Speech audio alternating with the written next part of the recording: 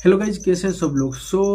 Video शुरू करने से पहले मैं आपको कुछ दिखाना चाहता हूं। जैसे कि आप स्क्रीन पे देख सकते हैं, ये मेरे पिछले कुछ एग्जाम के इंग्लिश के स्कोर जो रहे मैं आपको दिखा रहा हूं। पिछले आईपीएस पीओ प्री में मेरा इंग्लिश का जो स्कोर था वो था 27.25 out of 30। IBPS PO mains में मेरा जो स्कोर था 23.75 out of 35। IBPS clerk pre में जो स्कोर था 25.25 आउट ऑफ 30 एंड मेंस में जो स्कोर था वो था 26.26 आउट ऑफ 35।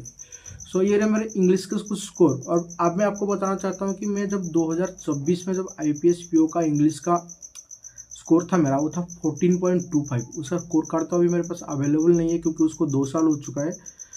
पर 14.25 से लेके 27.25 तक मैंने कैसे अपने इंग्लिश को इतना इम्प्रूव किया, किस तरह आप भी स्टेप बाय स्टेप किस गाइडेंस को फॉलो करके आप भी अपना स्कोर इम्प्रूव कर सकते हो, इसके बारे में हम आज बात करने वाले हैं। ठीक है। इससे पहले कि मैं वीडियो शुरू करूँ, आप सबको एक रिक्वेस्ट है कि चैनल को एक सब्सक्राइब कर दो, क्योंकि इंग्लिश के बाद हम बाकी सारे सब्जेक्ट्स क्वांट, रीजनिंग और जीए के भी स्ट्रैटेजी वीडियो लाने वाले हैं, जिससे आपका स्कोर काफ़ी हद तक इम्प्रूव होने वाला है। ठीक है, अब शुरू करते हैं वीडियो। इंग्लिश को इम्प्रूव करने के लिए आपको 3 स्टेप फॉलो करना पड़ेगा, जिसको मैंने भी किया था और मेरा स्कोर 14.25 से लेकर 27.25 तक इम्प्रूव हुआ था, यानी कि 10 मार्क से भी ज़्यादा इम्प्रूव हुआ था। तो उन स्टेप को 1 बाय 1 समझते हैं। ठीक है, तो पहला जो स्टेप है आपको क्या करना पड़ेगा कि आपको करना पड़ेगा एडिटोरियल। अब आप किसी भी टीचर से कर लो, अगर मेरा रिकमेंडेशन चाहते हो तो मैं बोलूँगा कि निमिषा मैम से करो, क्योंकि वो ज़्यादा खींचती नहीं है, एडिटोरियल सेशन को शॉर्ट रखती हैं और क्लियर होता है उनका सेशन। ठीक है, अब एडिटोरियल सेशन करना क्या है, देखो पहली चीज़ जो आपको करना है एडिटोरियल में वो है कि आपको पहले उनका जो वोकाब है, जो पहले एडिटोरियल सेशन में सारे टीचर वोकाब ही कराते हैं उस पर्टिकुलर एडिटोरियल की, तो आपको क्या करना है, एक नोट लेना है, नोट में 1 बाय 1 वोकाब लिखना है, उनके मीनिंग लिखना है और अपोजिट और सिमिलर वर्ड्स भी लिखने हैं। एक चीज़ दिखाता हूँ मैं आपको, ये रहा, ये देखो, ये मेरा नोट रहा। यहाँ पे जैसे देख सकते हो कि यहाँ पे दिख रहा है आपको द हिंदू एडिटोरियल वोकाबुलरी, और मैंने यहाँ पे लिखा हुआ है 1 बाय 1। ठीक है, आपको इस तरह एक नोट बनाना है और आपको इसे डेली करना है। ये मैंने काफ़ी 3 महीने तक लगभग किया है सारा। ठीक है, खाता पूरा भर चुका है ये नोटबुक। उसके बाद क्या करना है, आपको रीडिंग करना है उसको, फिर आपको चलना है पैसेज पे। जो पैसेज कराते हैं उसको अच्छे से पढ़ना है।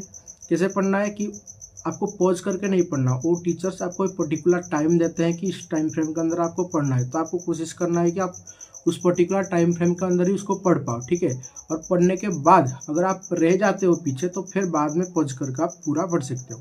और पढ़ने के बाद वो क्वेश्चन भी कराते हैं, तो आपको कोशिश करना है कि आप एक बार ही पढ़कर उस क्वेश्चन का आंसर अपने मन में कर सको।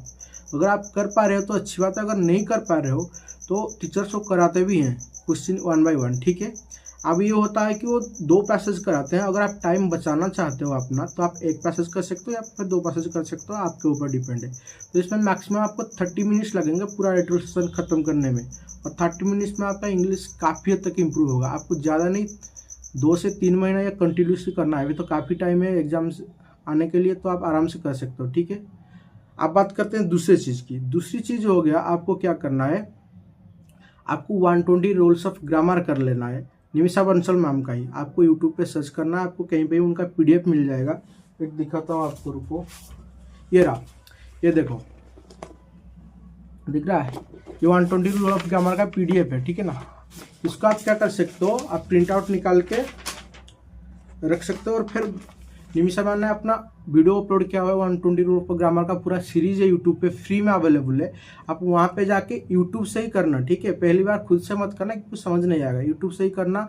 अपना नोट खोलना, यूट्यूब वीडियो खोलना, तो एक बाय एक इधर से करते जाना है रूल। आपको जब खत्म हो जाए फिर आपको मैक्सिमम 20 से 25 डेज लगेंगे सारे रूल खत्म करने में, 120 रूल्स खत्म करने में।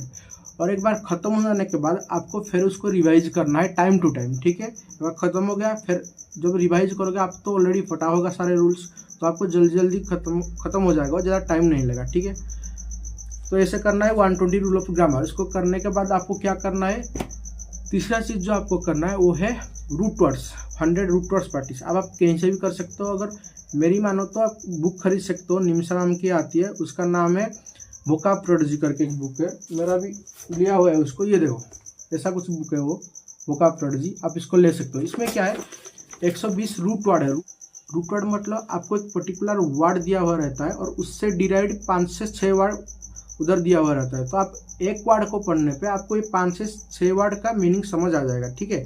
तो ऐसा करके आप कम से कम 500 से 700 वर्ड एक बार में ही निपटा सकते हो, सिर्फ 100 वर्ड पढ़ के। अब कैसे करना है आपको मैं दिखाता हूँ। अभी रूट वर्ड, एक सेकंड रुक जाओ, आपको दिखाता हूँ, रुको। ये रूट वर्ड, ये देखो, जो पहला रूट वर्ड है, एक रूट वर्ड से 5 6 7 कितने वर्ड सब डिराइव है ना। आपको अगर एसीआर अगर कहीं रूट वर्ड दिखा तो उसका मतलब है बीटर, ठीक है। आप उसको ही लेके ये सब वर्ड करे हुए हैं, जैसे कि एक्यूट हैगा, एक्यूट मतलब तीव्र, यानी कि सीवियर और क्रिटिकल। फिर हो गया एक्रीमोनी, हो गया एक्रीमोनी मतलब बिटरनेस हो गया।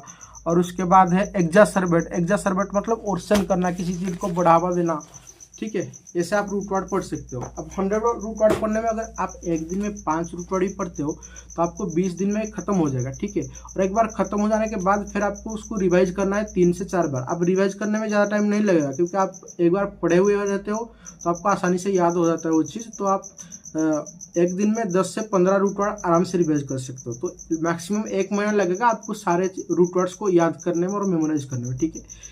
ये 3 चीज़ करने के बाद आपका इंग्लिश 80% तक कंप्लीट हो गया होगा। आपको सारा सिलेबस खत्म हो गया, क्योंकि इतना ही चीज़ है यार। इंग्लिश, बैंकिंग के इंग्लिश में ज़्यादातर वोकैब आते हैं और थोड़ा बहुत 5 मार्क के आसपास ग्रामर आते हैं। तो इतना चीज़ से आपका पूरा सिलेबस खत्म हो गया, आपको कोई टेंशन लेने की ज़रूरत नहीं।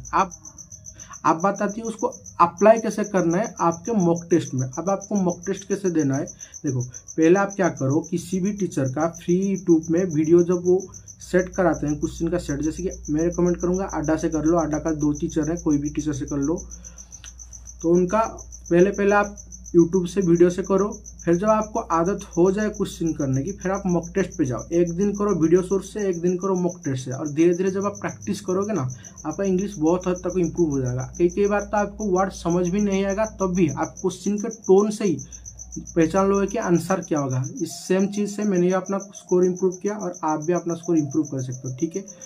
सो ये चीज़ फॉलो करो और 1-2 महीने बाद आप देखोगे कि आपका स्कोर कहाँ से कहाँ तक पहुँच गया, ठीक है।